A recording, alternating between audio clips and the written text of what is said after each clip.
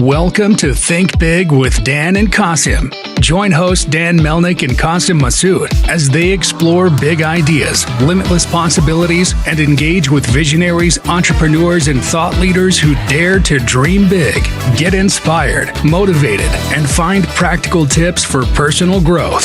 Think big, dream bigger, and ignite your potential. Welcome to Think Big with Dan and Qasim, and our guest today is Stuart Leo. So, Stuart, if you want to go ahead and introduce yourself, tell us where you live and what you do. My name is Stuart Leo, co-founder of Waymaker. I live in Australia, so classic Australian startup trying to conquer the world from down under. And I'm not going to lie, I was just in the water and in wet board shorts and a t-shirt in true startup founder format. So it's about 30 degrees outside. That's Celsius. So I don't know what that is in Fahrenheit, but that's hot. Who am I? What do I do? Waymaker is a mission control for a small business. It's the unification of plans, people, and data to give entrepreneurs and business owners a single source of reference and truth for their business plan, their people's performance, and their data unification. So we're here to help small businesses and small to medium enterprises conquer the world and compete against their much bigger brothers and sisters in the enterprise land with great data and great AI. So, I'm always curious about these things, right? Like, how did you get the idea for this? Is this like your first company, or like what kind of inspired you to start this business? The idea really is outlined, here we go, shameless self-plug, in my book called Resolute, which you can pick up from any of the good bookstores online.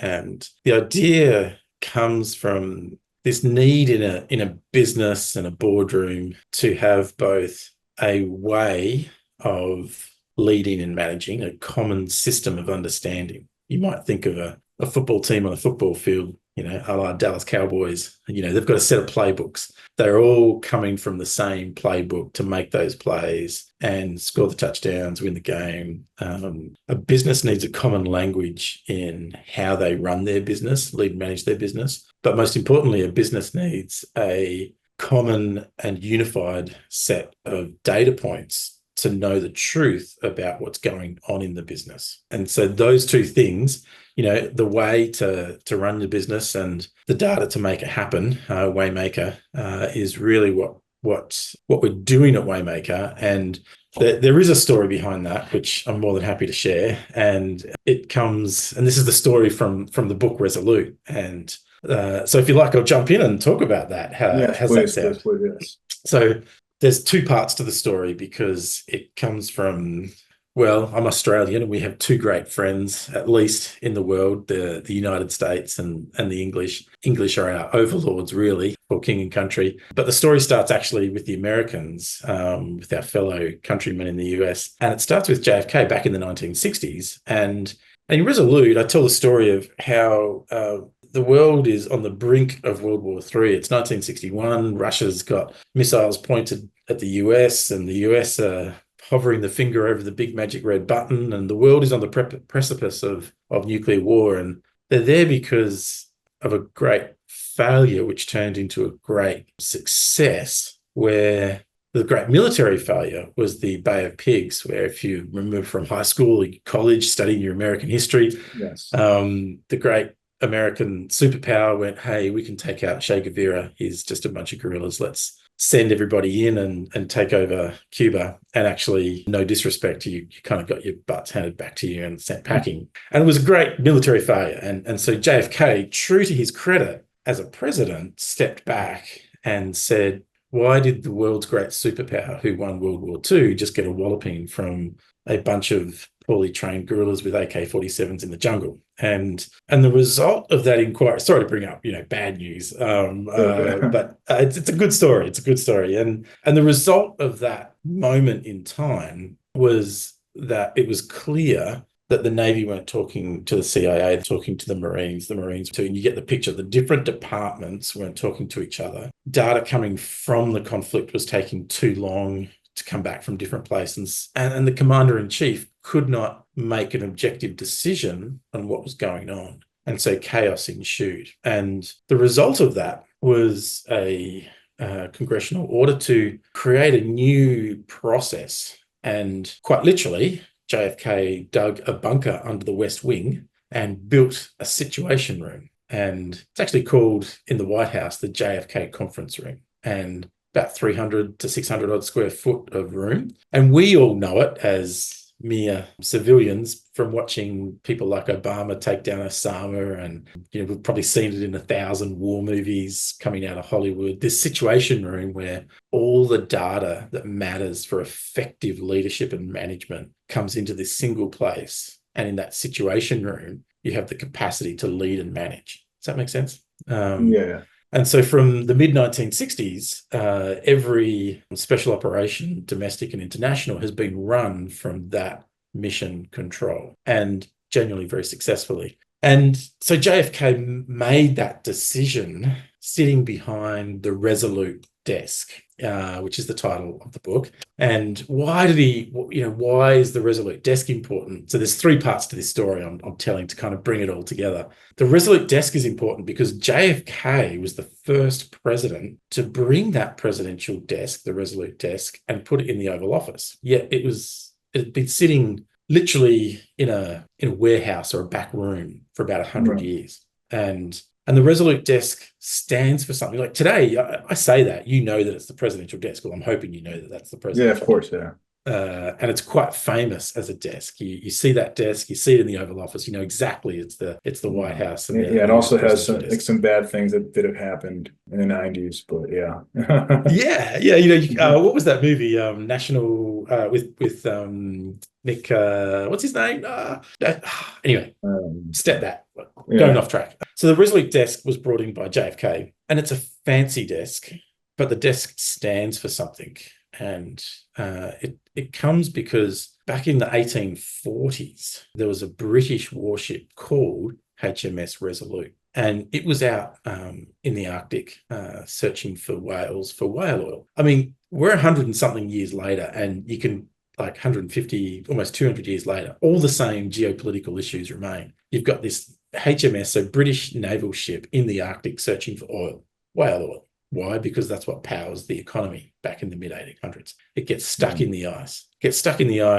British abandoned ship, stays in the ice and stays there for a few years until a US whaler comes along and sees the ship. And in the goodwill and relationship between the two nations, hooks up the ship because it's been freed, it's the summer, and tows it back to London and gives it back to the British. Well, because in those days, a ship with all those timbers, it's worth an absolute fortune. So, it's a significant asset. They could have followed the maritime law and just taken it, and because it's an abandoned ship, but they didn't. They showed goodwill, courage, valor, respect, all those wonderful characteristics towards their compatriots, the English, albeit, there's still lots of tensions at the time, and returned it. It's part of that special relationship that America and England have. And so Queen Victoria says, well, can't do anything with the ship. I'll tell you what I'll do. I'm going to scuttle the ship, and I'm going to turn the ship into a beautiful presidential desk, and I'm going to give it back to the Americans because I recognize the values and the character and the courage and all these things that make this special relationship something. And so she builds this beautiful desk, sends it back to the Americans, but actually it sits in storage literally for about 100 years until JFK recognizes what that desk stands for and brings it out and says, I'm going to put it in the Oval Office because this is what it means to lead. Does that make sense? So here's JFK, he's behind the Resolute desk, he has a great failure, and he has the courage and the valor and the chutzpah, what's inside you to get in there and ask the hard questions and affect change. And the result of that failure brought about a great success, the capacity to lead and manage so much better. Is this making sense? Yeah. And so the Situation Room is born, which is literally mission control for all US special operations, domestic and international. And, imagine the technology that's in there today. I bet it's super cool. I've never been there. I hope one day to get there. But, so the first principle out of that kind of story is you need to bring objective data into your business as a business so that you can have a mission control. You need to know what your people are doing. Are you on plan? Are you on track? What's happening? And in today's world, if you're a small to medium business and you don't have $1 billion to go and build a massive data warehouse, it's really hard to unify your data. You've got HubSpots or Salesforces or Pipedrives or Google Analytics or HR systems, or you got crap everywhere. Sorry if that's an inappropriate word to use in a podcast. And it's really hard as a business owner to go, how do I bring this all together? And the first principle is you've got to bring it together. And the second principle is you've got to have the character and the fortitude to fight for that objective thinking. So there's 3 parts to the story, and I've given you the first 2. So let me give you the third. Is this okay? Is this yeah, go for it. Fantastic. So the third part actually is back to the British, and it's kind of the British moment for a bit of a moment for recompense. And so in the 1980s, the British had their Bay of Pigs moment. Now, I don't know if you remember, but in the 1980s, the Argentinians said, hey, Brits, nick off, we want the Falkland Islands back. And the British said, oh, hey, that's part of our empire, albeit it's declining right now. No, you can't. And went to war over the Falklands, the Falkland War, which, if you remember from school history. And technically, so this is South America, the Southern Islands off the tip of South America. The British send their warships and Marines across, and the Argentinians go for it. And really, both sides claim victory. But the British would say they won it. The Argentinians would say they won it. But in reality, both went, let's stop this because we're both losing. And the British lost warships. They lost too many men and women in that conflict. And so in the 1980s, they kind of had their JFK moment, their resolute moment, where they stepped back and said, what just happened?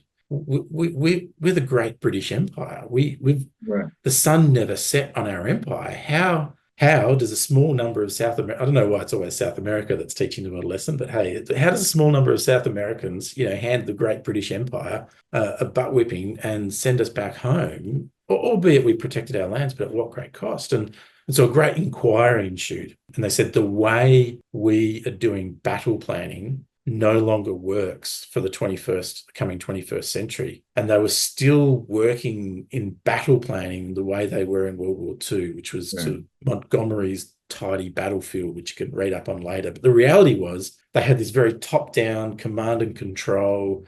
Hey, back in London, we say do this, but actually on the greeny hills of the Falkland Islands, there's a commander in charge, and he's going, why would I do that? Okay, I'll do that. My men die, and so this top-down lack of empowerment model had to be thrown out. And they did something that was genius, absolute genius. By the mid to late 1980s, they said, we have to get inside the decision-making timeframe of our enemy. In order to affect change, we need to develop a battle planning system that means we can think, plan, act, rinse and repeat faster than they can even think. And they created a battle planning system, a way of doing it's called a combat estimate. So you're a commander on the battlefield. I'm going to need these resources, these people. This is my mission objective. Go do it, blah, blah, blah.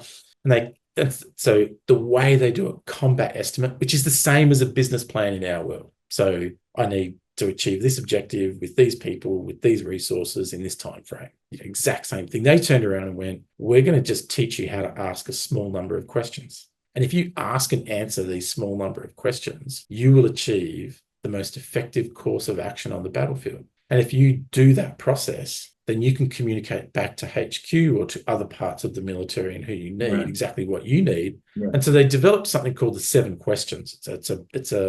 If you ask and answer this small set of questions, then we will also ask and answer those questions, and we'll ask and interrogate those questions for you from HQ. But you do that on the battlefield and you develop the battle plan, and you can do that in a small number of minutes whilst you're taking fire on the battlefield and develop a new plan. Or you can do it over many days because the questions are a Socratic method. Socratic being Socrates' philosophical method of getting answers.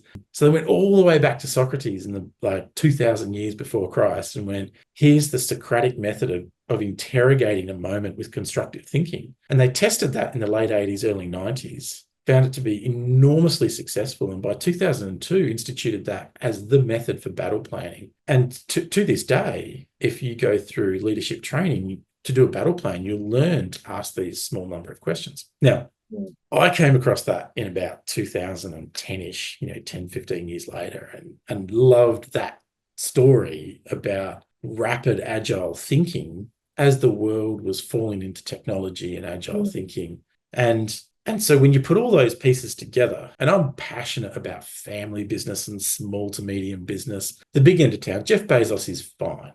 Elon Musk is fine. They'll run their business as big businesses, and that's fine. But the guy on Main Street, the gal on High Street, they need methods and tools to win in a very So that's kind disruptive. of, yeah, so that's kind of what Waymaker does, is this kind of a streamlined business process. So I know we have, just a few minutes here. Before we wrap, I always have to ask this question. I'm curious, what is the biggest piece of advice that you wish, you had this idea that you started this business? What is the biggest piece of advice that you wish you knew before you got started? Before I got started, I would want somebody to sit me down and say, you need a language with your team to play together, and you need accurate data to know where you stand. And when you have those two things, you can literally conquer anything. Your plans can change, your direction can change. But if you know how to set the sails and you know where you are in the ocean, you can go anywhere. And when those two pieces of advice allow you to lead and manage. And I would say they're the two most important things, because your business will pivot, your stuff will happen, Right. bombs will go off, markets will change, Bitcoin will emerge, Trump will become president. Whatever happens, life happens. You've got to adjust. Those are the two most important things. Exactly. Awesome. Well, if somebody watching this wanted to use Waymaker, or interested in just talking to you about your platform, what's the best way for them to find your business and or reach out to you? First and foremost, go visit waymaker.io. Jump on there. You'll also there find links to get the book Resolute, which tells the story that I gave sort of the intro to, and the 12 questions we developed for leaders and managers in small to medium business. That if you ask and answer those questions, you can go anywhere. Awesome. Well, Stuart, thanks so much for your time today. Thanks for having me, Dan. Appreciate it. God bless. All the best. All right, thanks.